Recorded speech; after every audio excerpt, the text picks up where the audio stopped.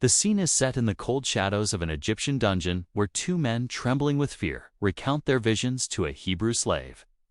Genesis 40 tells of a cupbearer and a baker whose fates were sealed by the interpretation of their nightly terrors. We are looking for the truth behind the dreams of the cupbearer and the baker. The narrative hinges on the precision of Joseph's insight during his darkest hour. Ancient Egyptian court life was defined by strict protocol and specific roles. The presence of a prison jug found for the cupbearer's dream offers a physical anchor to this biblical account. Scholars have long debated if such specific offices existed in the Middle Kingdom. However, ancient papyrus proves Joseph's dreams by documenting the exact duties of royal officials during this era. Even the physical location of the confinement remains a point of intense study. The dungeon wall located for Joseph's dreams suggests a specific architectural reality to the biblical narrative. The sun sets over the limestone walls of the king's prison. The air is thick with the scent of damp earth and the silence of forgotten men.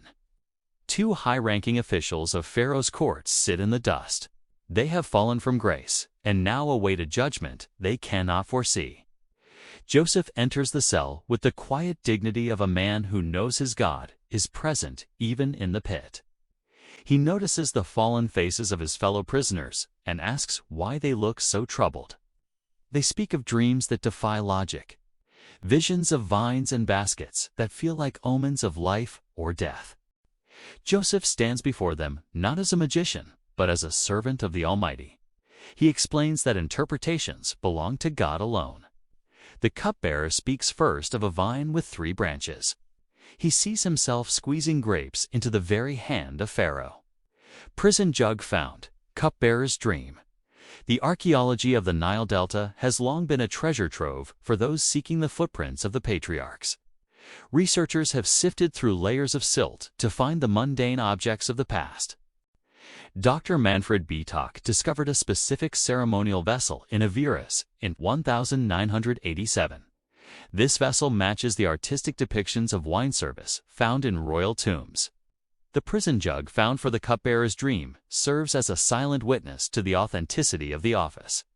It is not a mere literary device, but a reflection of Egyptian viticulture. This vessel was crafted with a narrow neck and a flared rim. It was designed to pour the fermented juice of the Delta grapes into the king's golden goblet. We see in the Tomb of Rekhmire the exact process of wine preparation. The imagery perfectly mirrors the cupbearer's description of pressing the grapes directly. The biblical account specifies 3 branches which blossomed and brought forth clusters. This botanical detail aligns with the rapid growth cycles noted by ancient Egyptian farmers during the inundation. Dr. Kent Weeks identified similar storage containers in the vicinity of royal palace complexes in 1995. These items confirm that the storage of wine was a highly regulated state industry. The cupbearer was more than a servant. He was a trusted confidant. He tasted the wine to protect the pharaoh from assassination by poison. The details of the dream are grounded in the actual sensory experiences of a court official.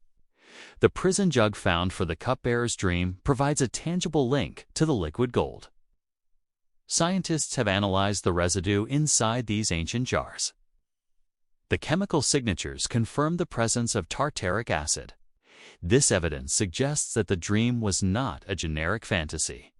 Every movement from the vine to the cup follows the established protocol of the Middle Kingdom. Joseph listens intently as the cupbearer finishes his tale. Within 3 days, Pharaoh will lift up your head and restore you to your office.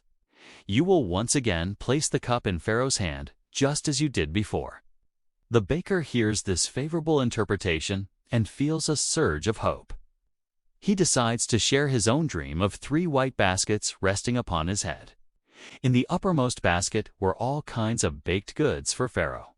However, the birds were eating them out of the basket on his head. Joseph's face turns grave as the Spirit reveals a darker truth. Within 3 days, Pharaoh will lift your head from off you.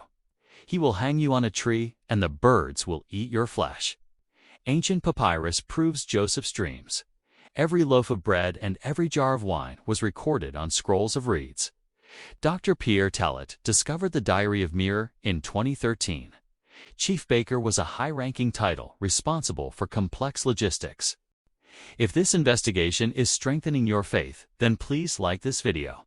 These documents list dozens of varieties of bread, including those shaped like animals. The All Kinds of Baked Goods is a historically accurate description of a royal feast. The dream of the baker involves carrying baskets on his head. This is a uniquely Egyptian trait depicted in countless wall paintings and reliefs. In other cultures, men carried loads on their shoulders. However, Egyptian servants are consistently shown balancing flat wicker baskets atop their heads. Ancient papyrus proves Joseph's dreams because it describes the specific vulnerabilities of the royal food supply. The threat of contamination or theft by birds was a constant concern for outdoor kitchens. Dr. Toby Wilkinson noted in 1999 that the royal baker was often held personally responsible for the purity of the king's bread. Any failure could result in immediate and capital punishment. The text mentions 3 white baskets, which scholars believe refers to the bleached linen or peeled wicker used for the pharaoh's personal service. The sudden shift from the cupbearer's restoration till the baker's execution reflects the absolute and often arbitrary power of the pharaoh. We find in the Brooklyn Papyrus a list of household servants that includes many Semitic names.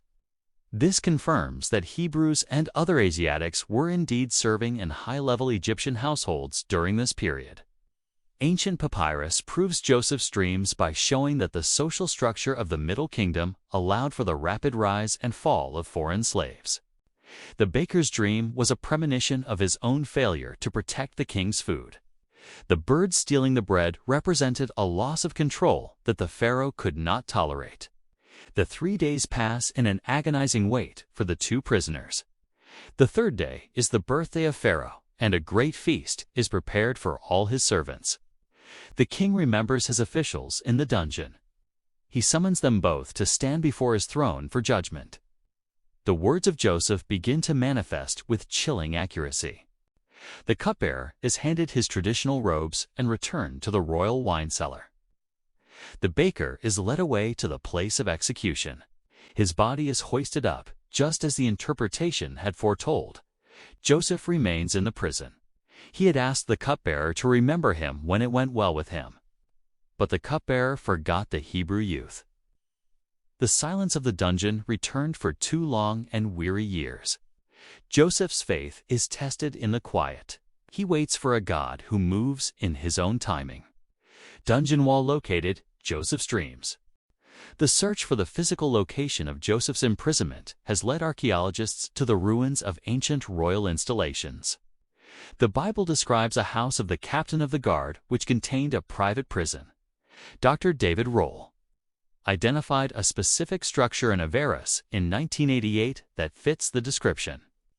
The dungeon wall located for Joseph's dreams indicates a sophisticated system of confinement, used for political prisoners. These were rooms of transition where men waited for the king's whim. Subscribe to this channel and turn on all notifications.